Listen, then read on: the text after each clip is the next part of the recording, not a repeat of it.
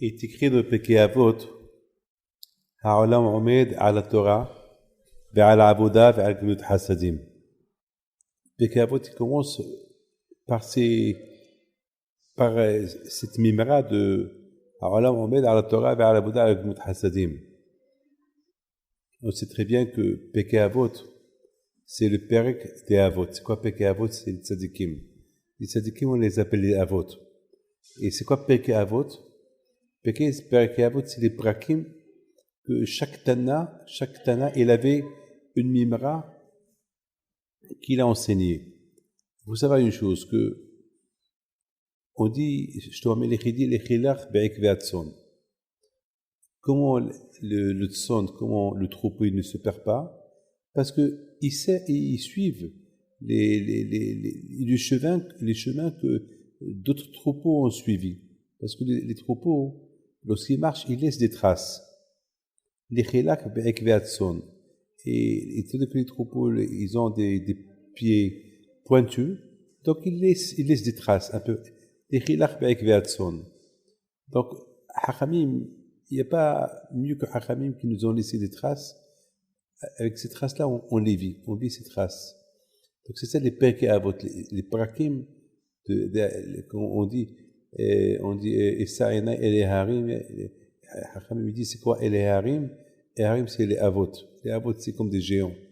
Les Avot parce que pour voir de loin, il faut que tu montes sur une montagne. D'une montagne, tu vas très loin.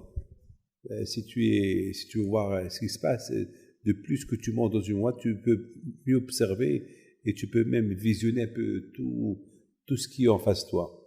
Donc c'est pour ça qu'on dit, et ça, si on veut apprendre des midot, il faut voir les harim, il faut voir les avot akdushim, comment ils ont vécu et comment ils ont vécu les choses, parce que les avot akdushim, avant qu'ils ont déterminé de faire telle et telle chose et telle chose, jusqu'à qu'ils ont vu tous les analyses, ils ont tout vu pour voir Adam.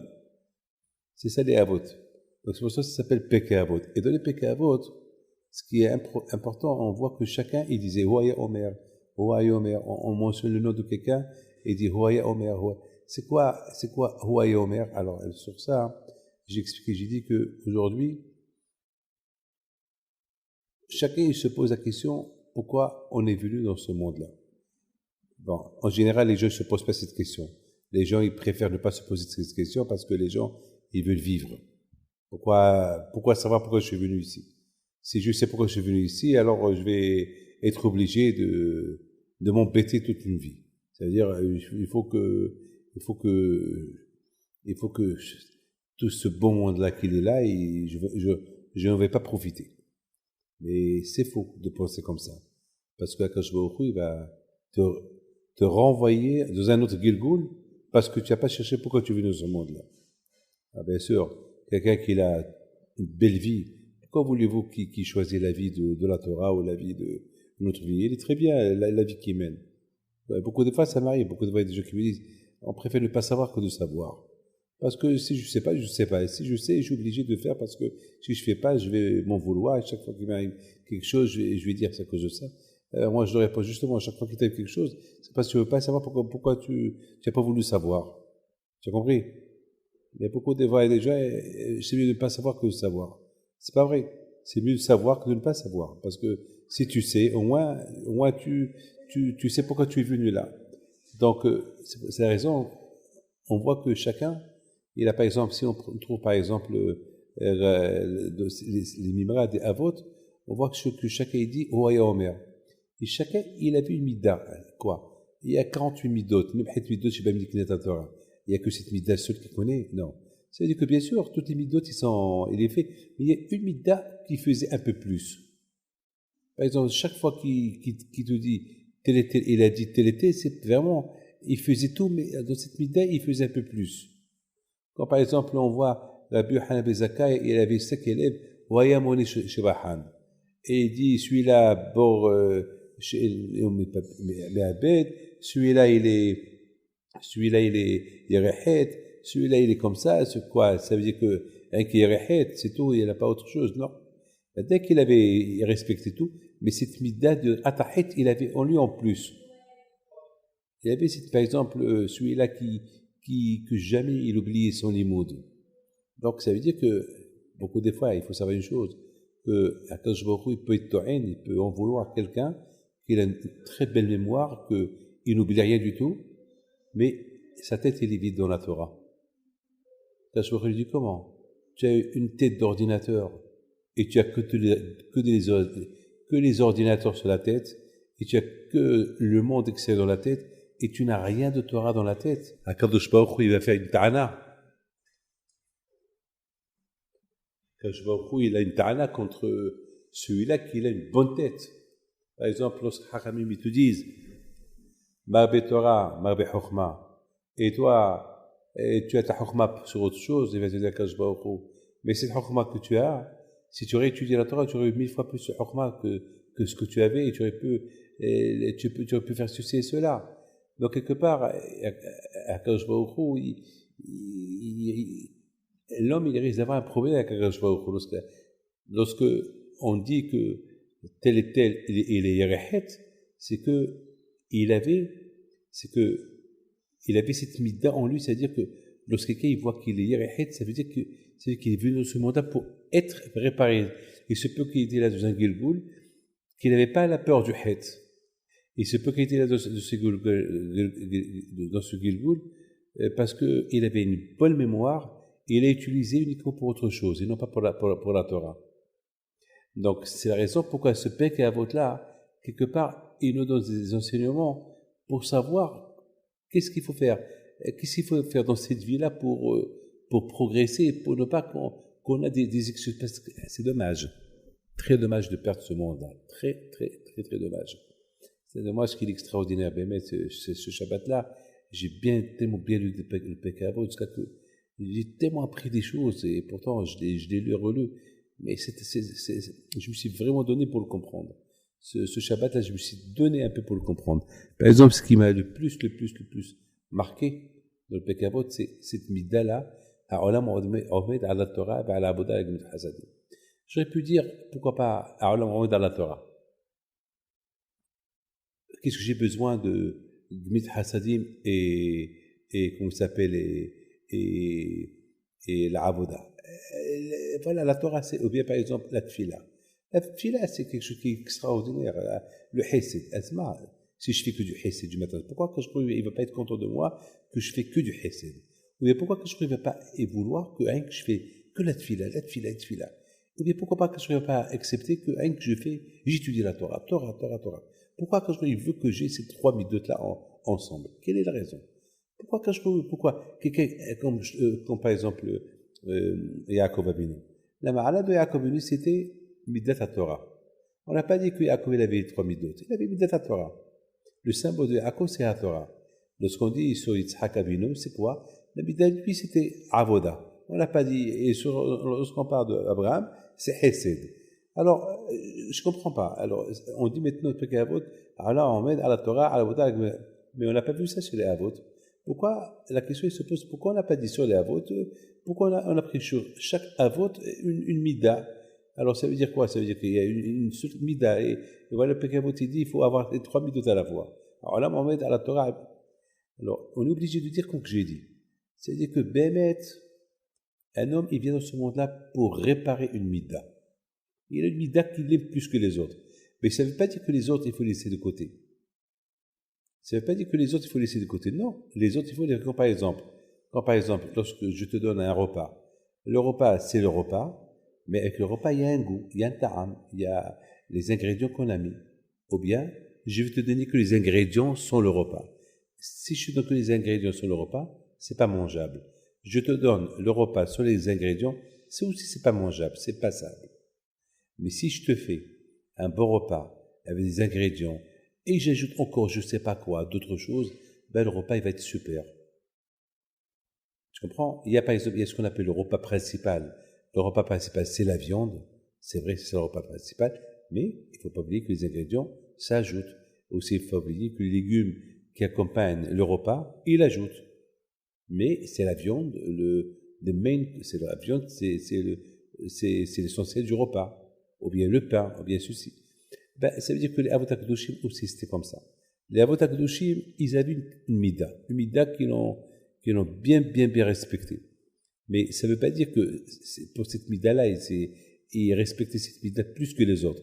Mais ça ne veut pas dire que les autres, ils les ont laissés de côté. Par exemple, si par exemple je prends la première mida, à Olam Ahmed à la Torah, écoute bien ça, c'est ça. Pourquoi Hakhamim ils n'ont pas dit à Olam Ahmed à l'Gimut Hasadim, à la Avoda ou à la Torah, ou bien à la Avoda, à la Torah, Hasadim, ou le contraire. Pourquoi ils ont fait l'ordre de à la Torah, à la Avoda, pourquoi cet ordre-là? Eh bien, tout dépend de si on voit comment le monde a été créé. Au départ, quand je me créé Adam Arishon, il a créé Adam Arishon avec la Torah. Et après, il a créé l'homme, et de l'homme, il a créé l'homme avec un mahibari v'sagidim, chaque éver et guide qui est guide une mitzvah. Parce que les évarim et les guidim, c'est des matériels tarek mitzvot. C'est-à-dire que il a créé en Adam, c'est-à-dire que Adam, il n'avait pas de ligne de hesed avec qui faire hesed. Il n'avait pas de ligne de avoda qui fait l'avoda. Adam Rishon, c'était le chef. A priori, au départ, nous quand je l'ai créé, c'était une création divine, une création élaïe, une création, il n'avait même pas honte, une création, il était mochel. C'était à tel point que même les Ma'achim se sont trompés, ils ont voulu dire Kadosh, Kadosh, Kadosh dans lui. Il n'y avait pas un lien qui faire le Hesed. Le monde, il vivait déjà avec le Hesed de Hakadosh Baruch Hu. Il n'avait pas qui faire le Hesed. Adam Rishon n'avait pas. Parce que le monde, il n'y avait pas encore la faute. Il n'y avait rien du tout. Il n'y avait rien. Et on ne pouvait même pas imaginer lorsque la Gemara te dit que le Ekev de Adam Rishon était Kegagal chez Hamma. Le Ekev de Adam Rishon, c'était aussi grand aussi lumineux et quel Hama. Le Hama avant le soleil qui brille avant le Het, pas le soleil de maintenant.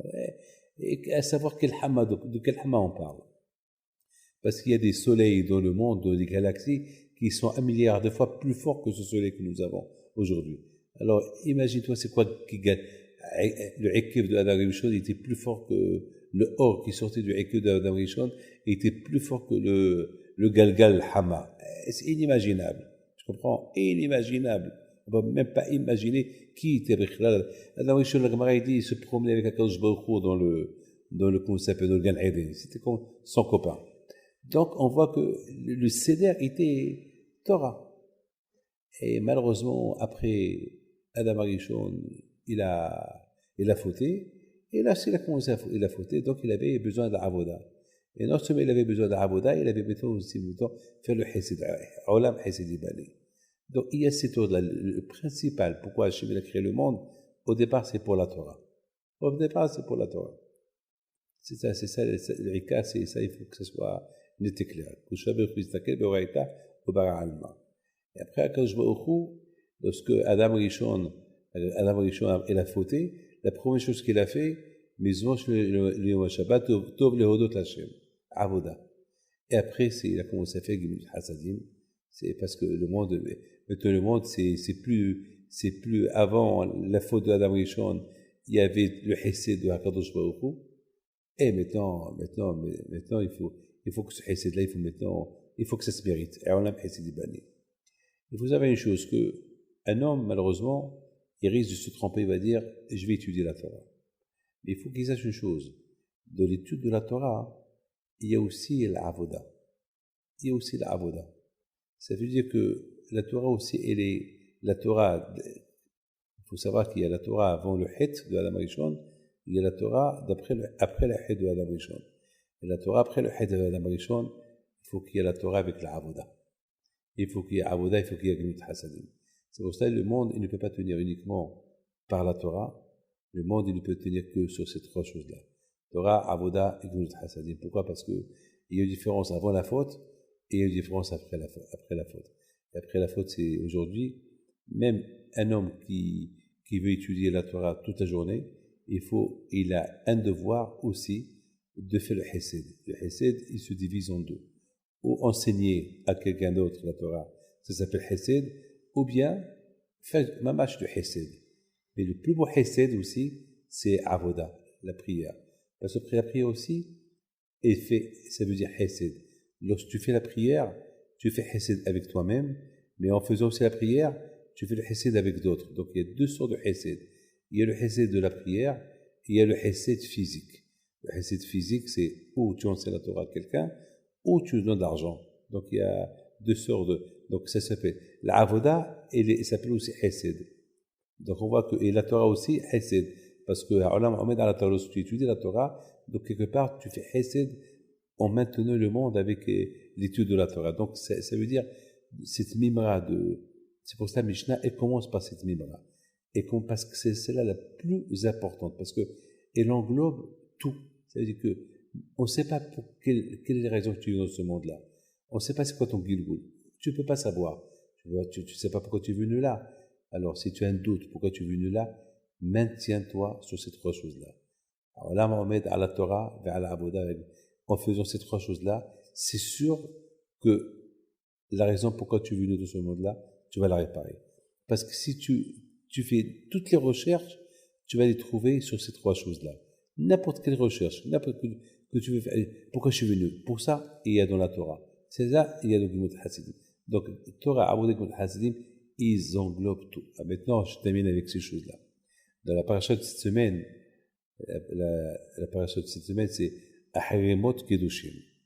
Alors, c'est quoi Aharimot Kedushim? Pourquoi toujours ces deux parachutes, ils sont toujours collés? Ces deux choses, ces deux parachutes sont collés, et toujours ces parachutes-là, on les trouve toujours après Pessah, ces parachutes. Et en plus, beaucoup de fois, on les trouve pendant la parachute lorsqu'on fait les Pekavot. Parce que, il faut savoir une chose. C'est quoi Ahari? Ahari, c'est Aharimot, c'est après la mort. C'est quoi après la mort? Alors, il faut savoir une chose. Que l'homme, malheureusement, dans la vie de chaque jour, l'homme jamais veut penser à après la mort. Toujours l'homme, il pense à avant la mort. Parce que l'homme, ça n'intéresse pas de penser à Harimot, à après la mort. Parce que personne ne veut mourir. Personne ne veut. On nous rappelle une chose. Kedushim. Kedushim, c'est Kedushim, il faut être saint. Ça veut dire que pour que l'homme, il arrive un jour, parce que la mort, elle est évidente.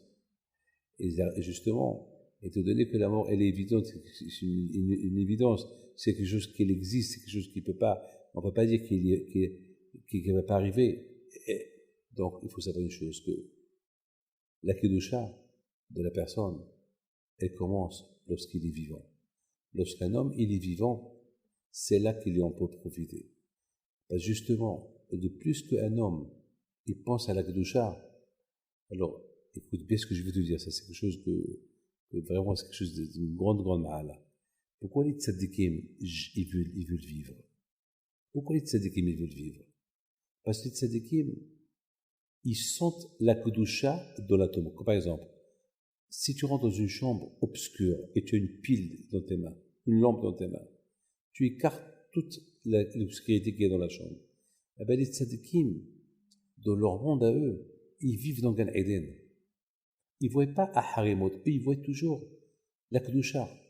Ils voient pas, ils pensent, ils savent même pas que la mort, elle existe. Comme on a vu Moshe Rabbeinu alayhi shalom, combien il a prié à Kadosh Baruch Hu pour ne pas qu'il meure. Moshe, pourquoi? Parce qu'il ne voyait pas, et pourtant, Moshe Rabbeinu alayhi shalom, il connaît Gan Eden. Il était à Gan Eden. Il sait c'est quoi Gan Eden. Il a étudié le Torah à Gan Eden. Il sait que la Gan c'est le monde émet. Et pourquoi il veut pourquoi Moshe Rabbeinu alayhi shalom, ça n'intéresse pas les Gan Eden? Pourquoi il veut vivre? Pourquoi il veut vivre? Mais attends, à qui on peut dire, tiens, je te donne Gan Eden, qui va dire, il va refuser? En plus, quand je lui supplie, viens, il a la carotte au pied de Barim. Pourquoi? Mais Gan Eden, si tu es à côté de Kadosh Baruch Hu, qui peut refuser de ne pas être à côté de Kadosh Baruch Hu? Quiconque à qui tu me demandes aujourd'hui, tu veux être à côté de Kadosh Baruch Hu, tu diras oui. Même maintenant, il dira oui. On voit Moshe Rabbeinu alayhi shalom, il ne veut pas. Pourquoi? Parce qu'il y a Moshe Rabbeinu alayhi shalom, il sentait qu'il était à côté de Kadosh Baruch Hu déjà dans ce monde-là. Il sentait qu'il était dans ce monde-là. Il sentait le contraire. Il a fait une comparaison. Il était là-bas, il était là. Ici, il veut vivre, c'est qu'il sent Hachem ici plus que là-bas. Mais où on a vu ça? Mais où tu as vu ça? Où tu as vu que quelqu'un il soit à Akadosh Baruch Hu là plus que là-bas? Où tu as vu ça? C'est quelque chose qu'on n'a jamais vu. Quelque chose qu'on n'a jamais vu. C'est impossible. Eh bien, justement, étant donné que ce monde-là, c'est le monde du Sahara, c'est Olam HaSheker. Et lorsque l'homme, il vit dans ce monde de Sheker, il se travaille, jusqu'à qu'ils sont dans ce monde à Sheker, ils sont Olam HaEmet, eh bien, il ne peut pas se priver de ne pas demander à Akadosh Baruch Hu, laisse-moi vivre. Je ne veux pas partir. Je ne veux pas partir. Parce qu'il se sent plus utile ici que là-haut. Et puisqu'il se sent plus utile ici que là-haut, il ne veut pas partir. Et c'est la raison pour qu'on dit à Allah Mohamed, à la Torah et à la Bouddha, si bien tu arrives à la perfection de ces trois choses-là, eh bien, tu deviens un Olam et tu veux être Omed dans ce Olam. Tu veux plus quitter ce monde-là. Tu veux être Omed dans ce un Olam Omed. C'est que toi tu dis, Hachem, je veux maintenir, je veux rester Omed dans ce monde-là. Ce monde-là qui s'appelle Olam HaSheker, je veux rester là. Je veux pas partir. Il veut se maintenir à Olam Omed Allah. Mais tout cela quand? Uniquement lorsque l'homme et c'est un Gan Eden extraordinaire. Regarde la puissance de la chose. Lorsque l'homme, Béhémet, il sent le besoin de la Torah et de la Avoda et des Gnut Hasadim, il est parfait dans ces trois choses-là. Il ne veut plus quitter ce monde. Lorsque l'homme, il sent à Kadosh Baruch Hu de ce monde-là. Parce que tout le lien de l'homme, c'est, voilà,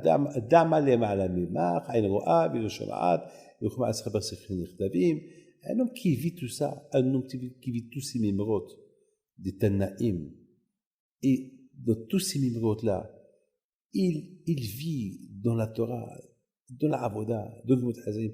Il ne veut plus partir. Comme Moshe Rabbeinu, on a posé une question sur Moshe.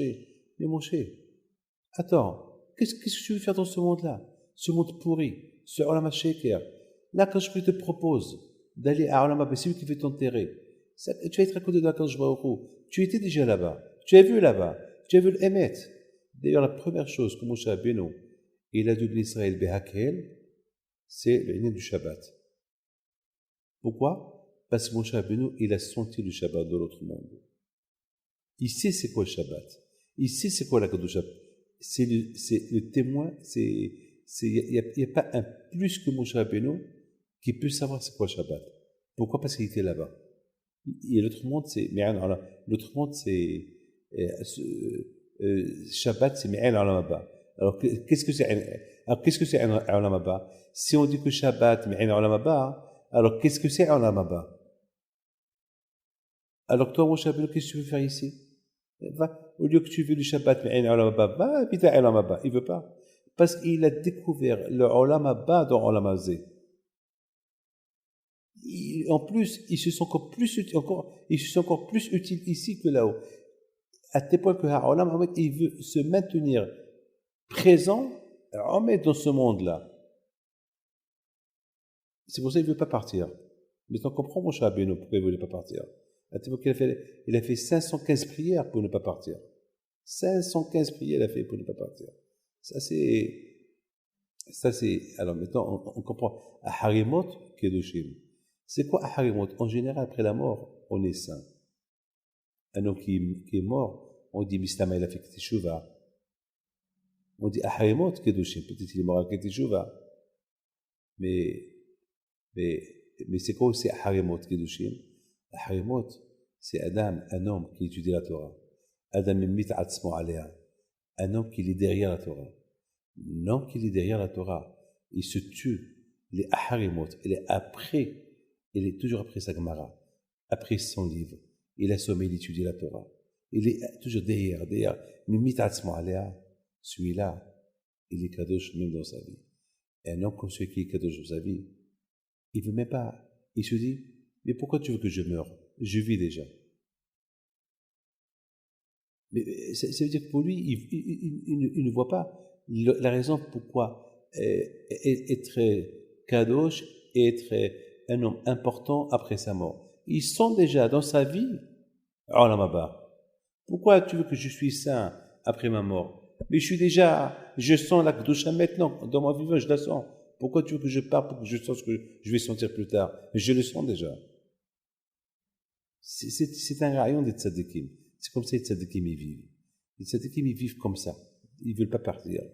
Ils veulent pas partir. Pourquoi? Parce qu'ils vivent dans ce bon. C'est pour ça, c'est Pirkei Avot, c'est des mimrot, des géants.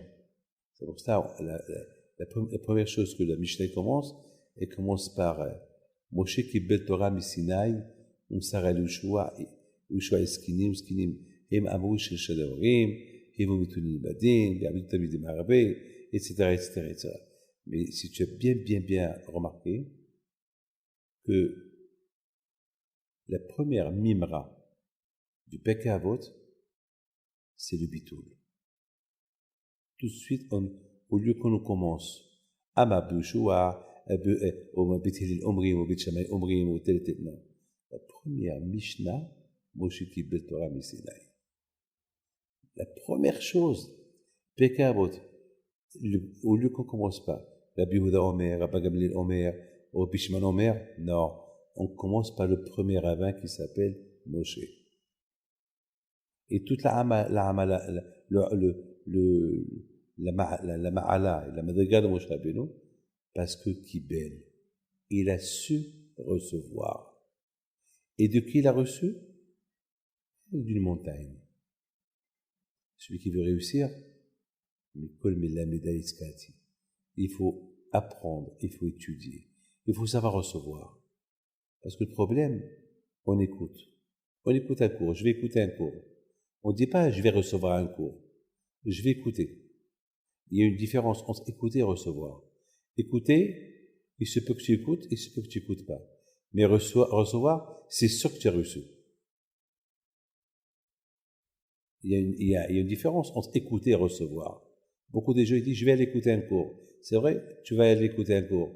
Mais qui dit que tu l'as écouté? Il se peut que tu ne l'as pas écouté. Il se peut que tu aies fait semblant que tu l'as écouté, tu ne l'as pas écouté. Ou bien tu l'as écouté, ça sort d'une oreille, et ça rentre d'une oreille, et ça sort de l'autre oreille. Mais recevoir, c'est tu as quelque chose de concret dans tes mains. Et c'est ça ce que Moshe Rabbeinu. Moshe Rabbeinu, lorsqu'il est monté à Sinaï, il est descendu avec des choses de concret dans ses mains. Et c'est pour ça que Moshe Rabbeinu, il était Moshe. C'est beau, hein? Voilà, c'est ça. Donc c'est pour cette raison, la Mishnah, elle commence, c'est-à-dire que celui qui veut réussir dans la vie, il faut recevoir.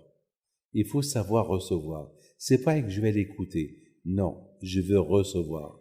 Par exemple, il y a une différence entre sentir à manger, sentir le manger, sentir le dos du manger, où tu manges. Si tu as faim, tu vas pas te rassasier en sentant le manger. Pour te rassasier, il faut le manger. Et c'est ça la Torah. La Torah, c'est pas écouter la Torah. La Torah, c'est l'accepter dans tes mains. Moshe Kibel Torah, Sinaï, il est parti à l'origine. Sinaï, c'est la yeshiva. Il faut recevoir. Et c'est pas qu'aller, je vais écouter. Non, je vais recevoir. C'est pour cela on dit Kabbalat Torah. C'est pas Shmi'at Torah et la Kabbalat Torah. Il faut recevoir. Il faut que tu sens ce que tu ressens. Il faut que tu sens ce que tu reçois. Sinon, t'as rien reçu, tu n'as rien senti, t'as rien écouté, et ce que tu as écouté, tu peux l'oublier. Et c'est pour cette raison, Rabbi Habizaka, il a dit sur un de ses élèves, tout ce qu'il entend, tout ce qu'il étudie, il ne le perd pas, il l'applique. Ça s'appelle Kabbalah. Ça s'appelle Kabbalah. Et c'est la raison pourquoi la Mishnah, elle commence par Moshe. Et c'est la raison pourquoi la Mishnah, tout de suite après ça, on nous apporte Shimon HaTzadik, qui dit à Olam Omed à la Torah, à la Avoda, avec le Hasadim, pour te dire c'est que la vraie Kabbalah, c'est lorsque tu es Mekabé sur toi ces trois choses-là. Et si tu es Mekabé sur toi ces trois choses-là, donc tu vas voir le bonheur de vivre dans ce monde-là. Et tu vas tellement être heureux de vivre dans ce monde-là, que tu vas même dire, je ne veux plus mourir, je veux rester vivant.